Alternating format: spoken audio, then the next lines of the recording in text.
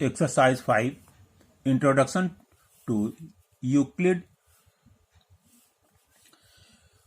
Geometry. Euclid axiom है things which are equal to the same things are equal to one another.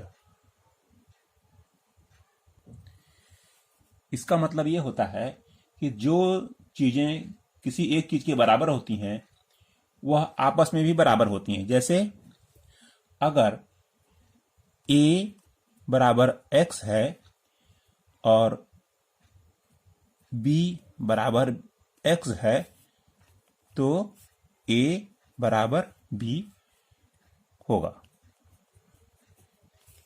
ये axiom यही बता रही है। सेकंड है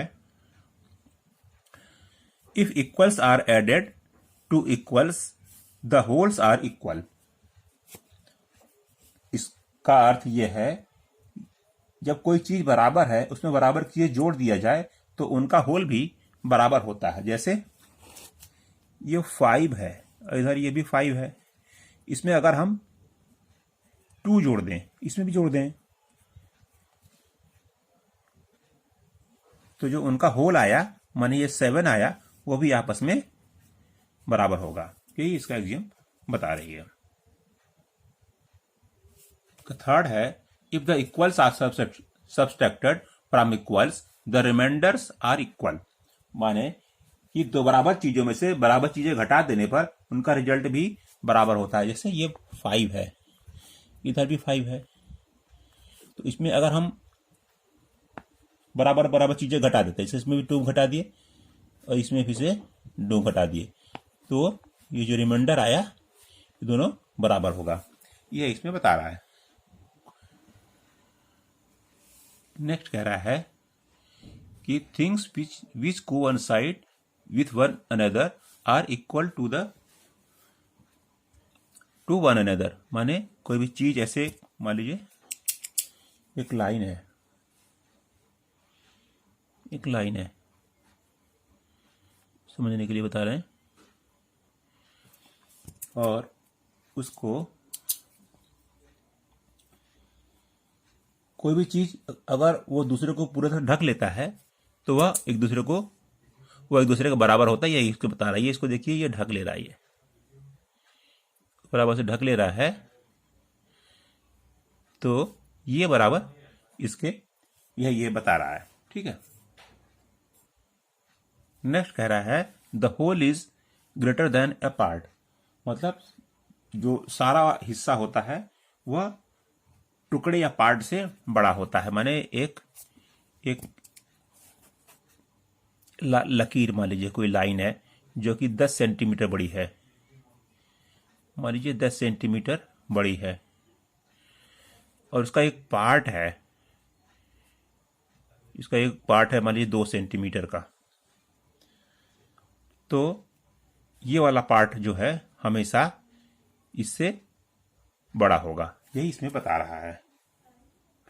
जो बड़ा वाला पार्ट है छोटे से हमेशा बड़ा होगा।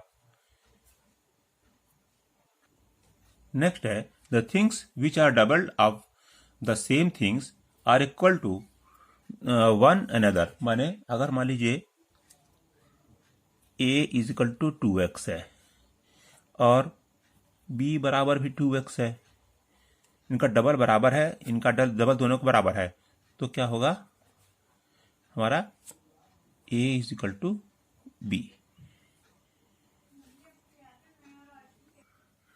इसका नेक्स्ट है axiom things which are halves of the same things are equal to one another. माने अगर a is equal to 1/2x है और b is equal to 1/2x है तो a बराबर b होगा।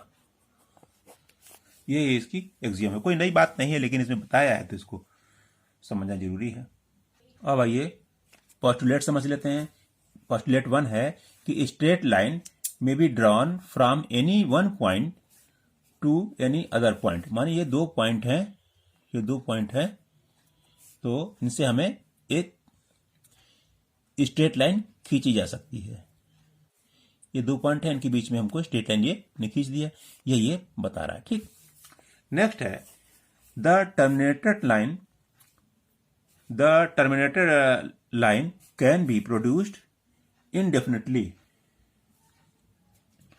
मतलब एक कोई लाइन है ये, तो ये जो है इसको हम किसी भी तरफ हम इसको बढ़ा सकते हैं, ये बता रहा है।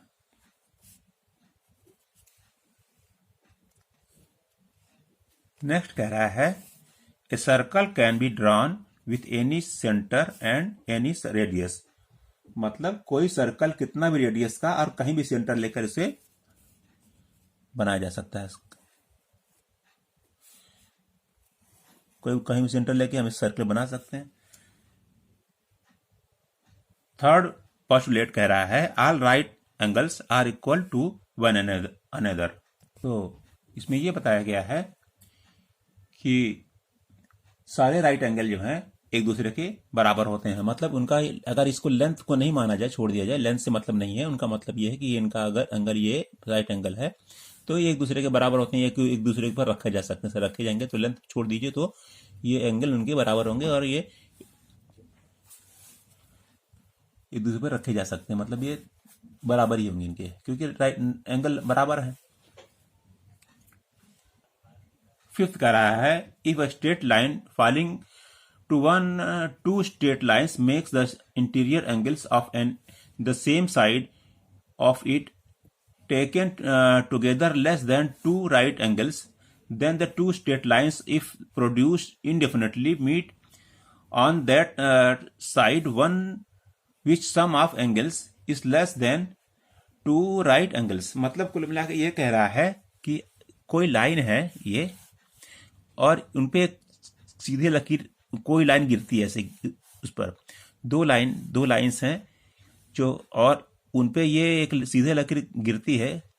तो अगर इन दोनों के बीच में ये एंगल जो कटता है, ये वाला एंगल, अगर वह 180 नहीं है, इन दोनों का टोटल सम 180 नहीं है, तो वो आगे जाके कहीं दूर जो है आपस में कहीं मिल जाएंगी। ये लाइन आगे जाके आपस में कहीं ना कहीं मिल जाएंगी आपस में घटते घटते। ठीक है, ये इसका ये बता रहा है, यही इंपॉर्टेंट है। मिलते हैं नेक्स्ट वीडियो में। अगर आपको हमारा चैनल अच्छा लगा तो लाइक सब्सक्राइब शेयर करें।